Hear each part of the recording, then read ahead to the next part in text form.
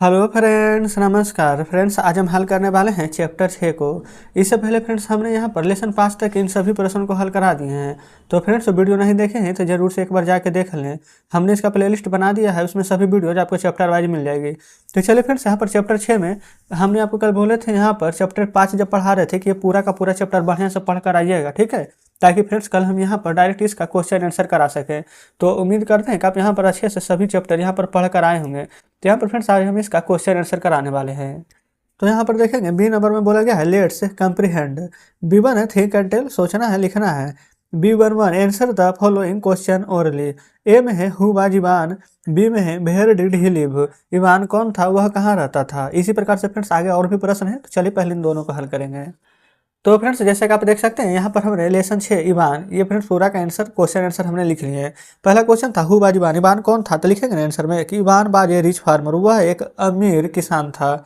दूसरा है where did he live, वह कहाँ रहता था, तो लिखेंगे he lived in a village of Russia, वह रसिया के एक गाँव में रहता था। चलिए बी तक हो गया, चलते सी पर। तो फ्रेंड्स बुक अपने सामने रखिएगा, हमने पेज पलट लिए हैं। बोला गया है हु बाज हिज नेबर, उसका पड़ोसी कौन था, तो लिखेंगे यहाँ पर गब्रियल बाज हिज नेबर, गब्रियल उसका पड़ोसी था। D who began to quarrel, यानी कि यहाँ पर उसने कौन लड़ाई शुरू किया है, तो डी नंबर में लिखेंगे Gabriel Ivan and their wives started to quarrel, यानी कि गब्रियल और इवान की जो पत्नियां थी वो यहाँ पर लड़ाई को शुरू किए थे। ई नंबर में बोला गया है हु इनकरेज्ड देम टू, यहाँ पर रिकनसिल, तो यहाँ पर ई नंबर का आंसर लिखेंगे ना Ivan's old father encouraged them to reconcile. तो ई नंबर तक भी कंप्लीट हो गया है, चलते हैं B2 पर। तो देखेंगे फ्रेंड्स अभी जस्ट हमने B1 का आंसर हल कर लिए हैं। B2 में है थिंक एंड राइट, सोचना है लिखना है। T से ट्रू, F से फॉल्स, कौन ट्रू है कौन फॉल्स है जो यहाँ पर आपको बताना है, ठीक है। अगर आप कहानी पढ़े होंगे तो आंसर तो खुद बता दीजिएगा। इवान बाज ए रिच फार्मर, क्या इवान एक रिच फार्मर था, बिल्कुल सही ट्रू। देन यहाँ पर लिखा है the Hahn laid eggs in the street, क्या यहाँ पर जो मुर्गियाँ थी वो यहाँ पर गली में यहाँ पर अंडे दी थी, तो लिखेंगे फॉल्स, ये बिल्कुल गलत है। Gabriel uproot Ivan's bread, तो फ्रेंड्स ये भी यहाँ पर फॉल्स हो जाएगा, फॉल्स यानी कि गलत। यहाँ पर है एंगर लीड्स टू डिस्ट्रक्शन, तो फ्रेंड्स ये ट्रू यानी कि सत्य है। Ivan and Gabriel did not become reconciled, तो फ्रेंड्स ये फॉल्स हो जाएगा यानी कि गलत है। आगे बढ़ेंगे B2 पर चलेंगे। इसमें बोला गया है ना fill in the blanks with words from the lesson. A Ivan and Gabriel were, क्या दोनों पड़ोसी थे, बिल्कुल the neighbours. Ivan's father was old and क्या थे, वाइज, बूढ़ा और समझदार थे, वाइज यानी विद्वान, ठीक है, बुद्धिमान। अगला है Ivan's hen flew over the, कहाँ, फेंस, FNCE। डी में went to inquire into the matter, क्या फ्रेंड्स, द इवान्स डॉक्टर, यहाँ पर इवान्स डॉक्टर इन लॉ, ठीक ना। ई नंबर में क्या भरेंगे स्टार्टेड क्वारल, कौन यहाँ पर स्टार्ट किया था, तो लिखेंगे गैब्रियल। एफ में at last Ivan and Gabriel became, ये कौन था, तो रिकनसाइल्ड, क्लियर यहाँ पर। अगला है B2 3 में बोला गया है ना arrange the following sentences in proper order so that they make complete story, तो यहाँ पर हम जानते हैं क्या किए हैं, जैसे कि पहले नंबर में क्या लिखाएगा, ये लिखाएगा Ivan was a rich farmer from Russia. इसके बाद ना डी नहीं, ये फ्रेंड्स बी नहीं आएगा, डी आएगा, मतलब बी कहाँ पर है तो देखेंगे। उसके बाद ना ये वाला लिखेंगे आप, ये फ्रेंड्स बी नंबर का, ठीक ना, लिखाएगा हमारा गैब्रियल बाज हिज नेबर। फिर उसके बाद ये लिखाएगा सी में वन डे इवान हैन, यहाँ पर फ्लू एक्रॉस द फेंस। फिर डी में लिखेंगे वो फ्रेंड्स जो अभी जस्ट पीछे दिखाए थे सी लेड एन एग गैब्रियल्स हाउस। ये सभी ना हमने यहाँ पर लिख दिए हैं कि ए में कौन आएगा, बी में कौन आएगा, सी में कौन, डी में कौन, फिर ई, फिर एफ, फिर जी, फिर एच, फिर आई, इस प्रकार से आप लिख लेंगे। जैसे कि जी है गैब्रियल बेटर टू कोर्ट, तो जी के बाद एच आएगा ये वाला, it ruined them financially. H के बाद आई आएगा, यहाँ पर लिखेंगे finally Ivan's father pacified Ivan and his neighbours, ठीक है। आई के बाद ये लिखेंगे Ivan and Gabriel become reconciled. इस प्रकार से आप पूरा मिला लीजिएगा, हमने ABCDEFGH करके लिख दिए हैं। चलिए आगे बढ़ेंगे। आगे है B2 4, यहाँ पर बोला गया है answer each of the following questions in note more than 50 words, यानी 50 वर्ड में फ्रेंड्स इसका आंसर देना है। ए नंबर है ना कि in anger you don't know what you are saying and doing, do you agree with the statement, how does anger lead to destruction, तो A number का आंसर लिखेंगे यहाँ पर। ये फ्रेंड्स यहाँ पर है और बाकी इसके आगे और भी आंसर यहाँ पर आगे है अगले पेज पर, ठीक है। पहले इतना पढ़ेंगे, लिखेंगे मैं yes I agree with the statement in anger people, यहाँ पर don't know what they are saying and doing in the chapter, we saw that Ivan and Gabriel's were good neighbours but they fought badly. आगे लिखेंगे along with their family over an egg, they both filled a case and the hearing prolonged. It ruined their financial. They had no peace and happiness. In this way, anger led to destruction. A number complete. B में बोला गया है ना, what type of man, in your opinion, was Ivan's father? What did he do to pacify Ivan and his neighbor?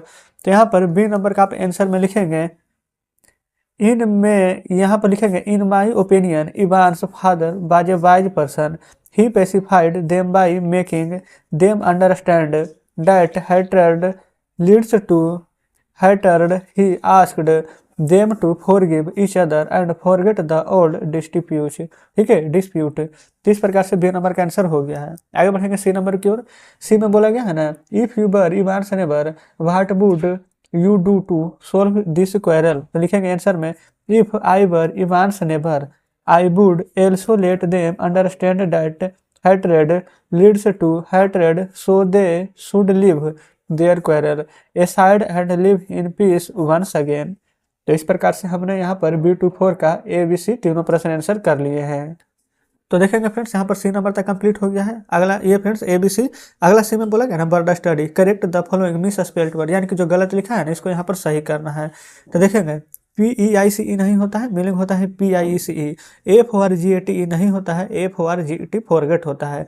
UPROTED नहीं होता है, ये friends होता है यहाँ पर UPRWTED। ठीक है, अनरूटेड होता है। FNC फैंस नहीं, FENC होता है। डिस्ट्रक्शन का मीनिंग गलत है, होता है DES डिस TRUCTION।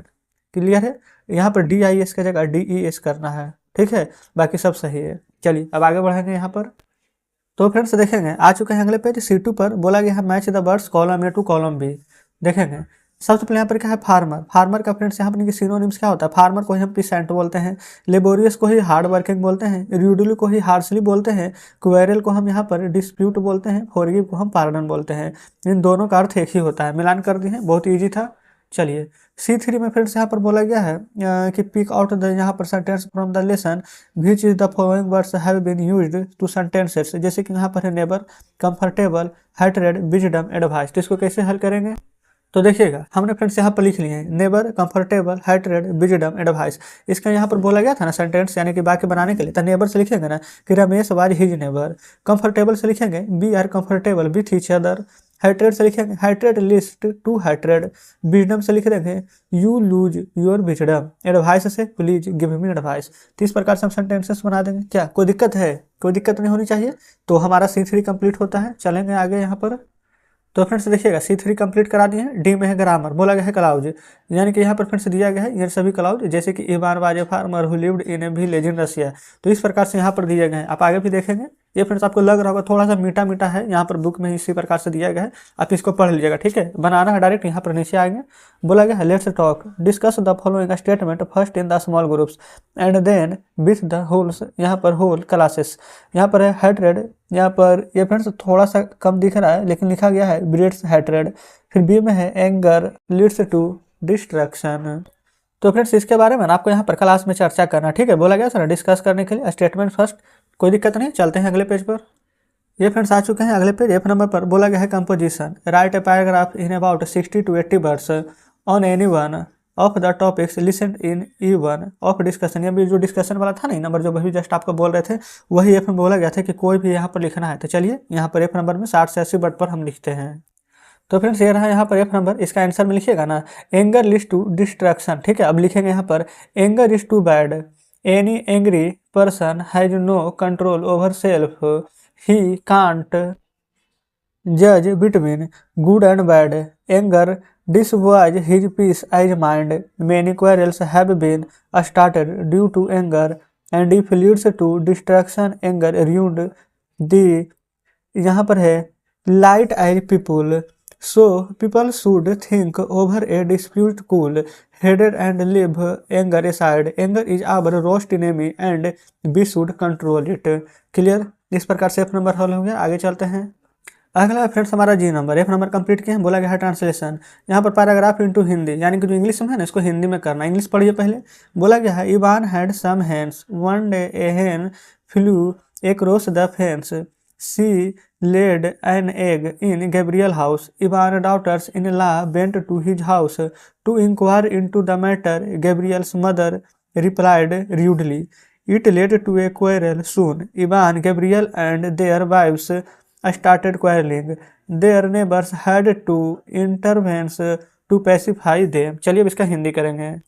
तो फ्रेंड्स यहाँ पर हमने ट्रांसलेशन का हिंदी कर लिया, ठीक है। लिखेंगे ना, इवान के पास कुछ मुर्गियाँ थी। एक दिन एक मुर्गी चहारदीवारी के उस पार उड़ गई। उसने गैब्रियल के घर में एक अंडा दिया। इवान की बहू उसके घर मामले की पूछताछ करने गई। गैब्रियल की मां ने रूखा जवाब दिया। इससे झगड़ा हो गया। शीघ्र ही इवान, गैब्रियल और उनकी पत्नियां लड़ने लगी। उनके पड़ोसियों को झगड़ा शांत कराने के लिए बीच में आना पड़ा। तो इस प्रकार से फ्रेंड्स हमने यहाँ पर जी नंबर का यहाँ पर आंसर लिख दिए हैं, ठीक है। चलिए देखेंगे, जी नंबर कंप्लीट हुआ है। नीचे एच में फ्रेंड्स एक्टिविटी है, ग्रुप वर्क कर लेंगे, लैंग्वेज गेम है, इस प्रकार से। और यहाँ पर फ्रेंड्स कल हम यहाँ पर एक्सरसाइज 7 यहाँ पर हल करने वाले हैं। तो आपको फ्रेंड्स हम अभी बता देते हैं कि यहाँ पर जितना पूरा यहाँ पर पाठ दिया गया आप एक बार पढ़ कर आइएगा, ठीक है। तो फ्रेंड्स आज हमने यहाँ पर एक्सरसाइज 6 यानी कि लेसन 6 फ्रेंड्स हल करा दिए हैं। उम्मीद करते हैं कि सभी प्रश्न बढ़िया से समझ गए होंगे, कहीं पर फ्रेंड्स को डाउट नहीं बचा होगा। और फ्रेंड्स अगर आपको हमारे बताने का तरीका अच्छा लगा हो, वीडियो अच्छा लगा हो, तो वीडियो को लाइक और चैनल को सब्सक्राइब जरूर से कर दीजिएगा। क्योंकि फ्रेंड्स हम अपनी तरफ से तो पूरी कोशिश करते हैं कि कोई भी ऐसा प्रश्न ना हो जो कि यहाँ पर छोड़ दे। और साथ में फ्रेंड्स इसका भी पूरा प्रयास रहता है कि आपको एक एक प्रश्न अच्छे से समझाते हुए चलें, ठीक है। तो चलिए फ्रेंड्स, कुछ कहना हो, आज का सेशन कैसा लगा कमेंट में बताइएगा। तो ठीक है फ्रेंड्स, मिलते हैं अब आपसे कल नेक्स्ट वीडियो में नेक्स्ट चैप्टर के साथ।